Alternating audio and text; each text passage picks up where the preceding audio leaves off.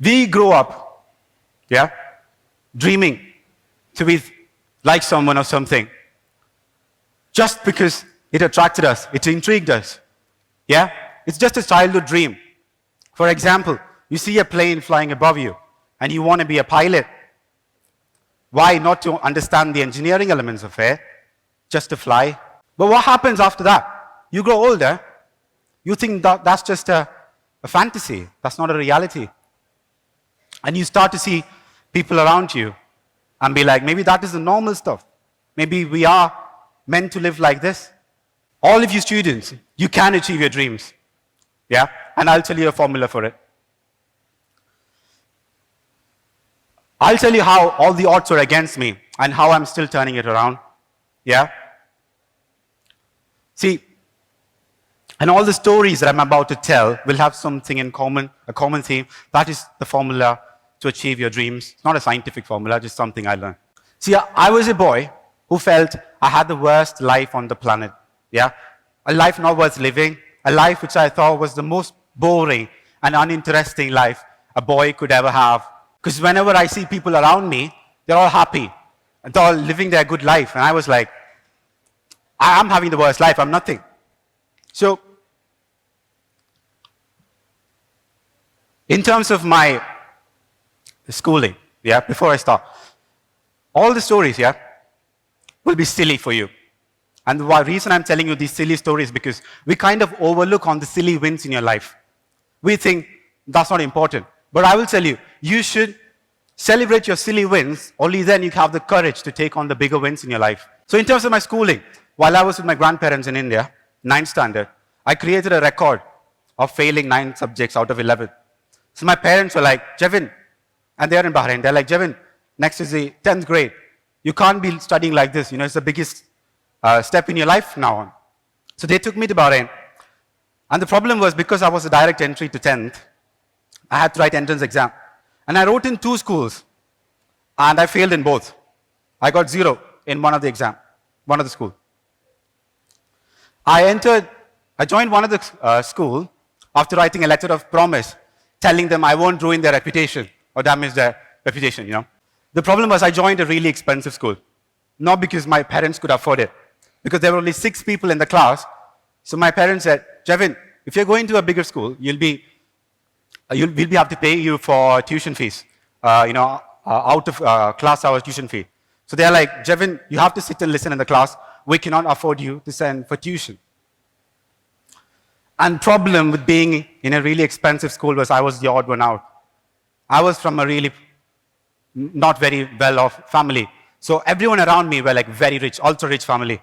And they had everything they ever wanted. You name it, they have it. Yeah? Something that caught my eyes was 4th grade kids, yeah? When I'm in the bus, boarding the bus, I'm seeing 4th grade kids carrying BlackBerry phones on their lanyard. And I'm like, wow. And this is 13 years ago.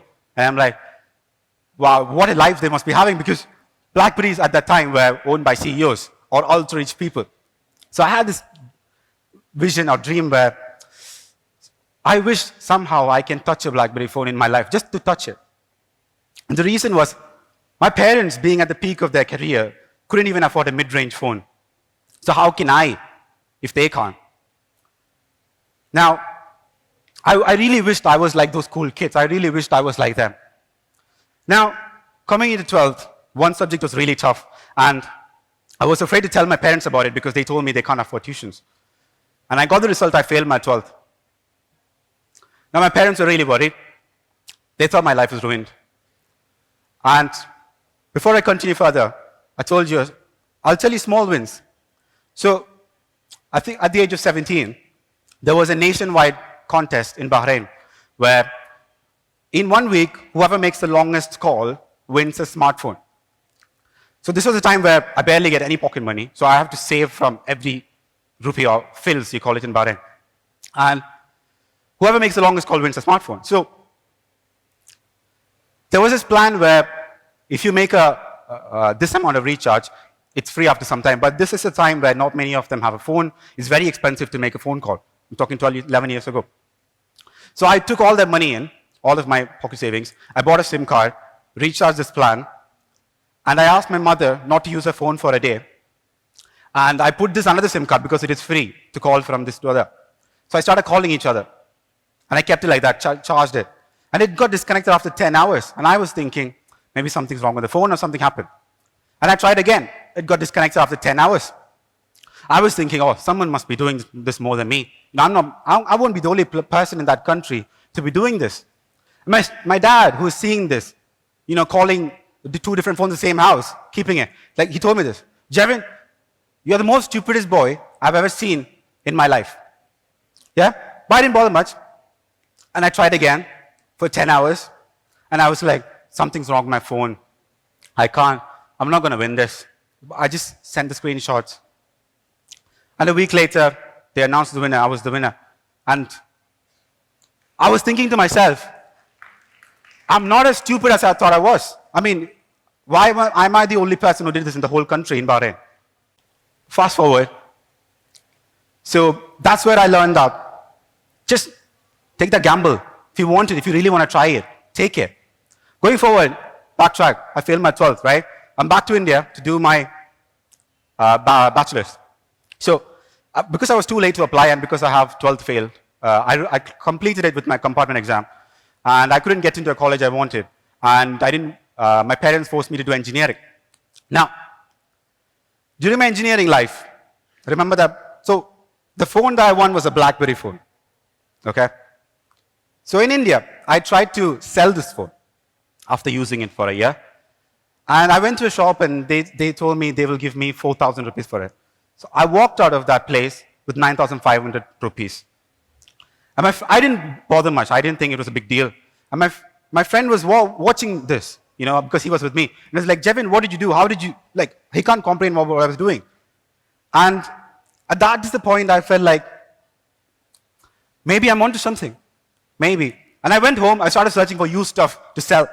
And I found the old video cameras where you put films and stuff, cameras. And I started selling. And I realized I'm quite good at selling. And started taking up a notch where I started selling all India. And then again, another level where I started importing electronics from the US and sold in India. At one point of time, I was the only seller of certain manufacturers in India. So if you wanted to buy that product, you have to go through me. But there's another small win, but a silly win. Yeah, very silly win. So in my college, our classes were from 8:40 to 4:40 p.m. It was a long hours, especially for us day scholars. I have to board the bus at 7 a.m. and I reach home by 7 p.m., 7:30. So I asked my seniors, what have you done about this time? It's too much. How can you handle it? So like, Jevin, what do you think? We have been trying since the college started, our super seniors. We've complained after complaints after complaints. Nothing is happening. Now, they said they even brought their parents to complain about this, the long hours. But then I thought to myself, why not just give it a try? So I wrote a 2-page letter explaining the importance of why you should consider the class hours, reducing it, or whatever. I went to get signed from other class reps from different batches. And most of them ridiculed me. They laughed at me. Jevin, do you think just because of your letter, they're going to change the whole time? And I'm like, see, if you want to sign, you sign. I'm going to take it anyway. I organized a meeting with the director, and I told him what I was doing. And he read the letter, and he said, Jevin, you make some valid points. Yeah, take nothing away. But the thing is, the college had been running in this time frame since the beginning. Do you think just because of your letter, we're going to do that? So I didn't think much. I didn't think that they were going to change it. At least I gave it a try. Next semester, they reduced 1 hour from the class. The whole college reduced 1 hour. So what I realized, the learning from this is self-belief. Believe in yourself. Give it a try. If you don't try, how will you know that just because someone else did it and failed, doesn't mean you will. You try a different approach. Keep trying. Don't care about what others did in the past. Now, okay, all great stuff, right? Now let's take the most important stuff in our career, which is the academics. A total failure. 4 years after engineering, not after engineering, sorry, once I completed the course, I ended up with 35 arrears. And my parents are forcing me, like, they don't know what I'm going to do with my life. Jevin, you're a total failure. Like, what's going on? And they're like, Jevin, you need to get a job. You need to provide for the family. But I said to myself, Jevin, don't do anything unless you clear all that arrears. So I waited for 1 year. I wanted to clear it in 1 year. I studied like a maniac. I was a different maniac at that time. And I cleared that 35 arrears in 1 year. And then I told to myself, you deserve a break, Jevin. Go and have fun, 1 year. Go and have fun. So the next 1 year, I was just having the time of my life. You know, the gap year, the year gap, which people are afraid of. And then after that, so 2 years after engineering, I got a chance to go to the UK. So I was just simply trying to understand the process because they said it's free to apply. I thought, why not give it a go? And because I couldn't get into a good college because of my 12th, I really wanted a good university. Now, and I was really too late into the process, but I just still gave it a go. I applied to one other university, a top university in the world. Not knowing, I just wanted to understand the process. Few weeks later, I got an offer, an unconditional offer to study. I'm like, okay, it doesn't make any sense. Why would they offer me a place? And then, in parallel, I applied for a scholarship. Simply just winged it. I got the scholarship as well. I was like, they must have got the person wrong. It must be a different person. And I didn't want to wait till next year because I know I'm not going to get into this any other university with my marks. So I took the gamble, and I haven't even told my parents that I've applied. I called my parents. Hi, Dad. I got an offer in the UK. They're like, what? Like, to do masters? Jevin, you and studies is two different things. You know, how do you want to do masters now after all that engineering element? So I'm like, see, you wanted me to study, right? So I'm telling you that I want to study. Send me. And they're like, what about money? I said, I got scholarship. They said, yeah, there is still some money I have to pay as well. It's like, Jevin, how are you going to afford it? We don't have any money. Then I was like, see, we have to do something. We have to do something. I need to go.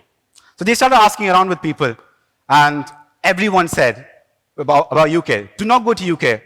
And the reason was, this was a time there was no stay back. So you have to come back after your 1 year. And my parents said, Jevin, what about this? Because you're telling you won't get a job. It's just less than 1% chance about you, with you getting a job in the UK.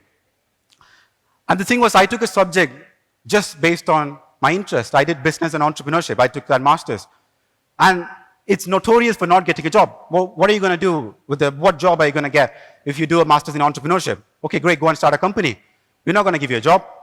Now, the problem was, my parents finally agreed. But the problem was the property paperwork was delayed.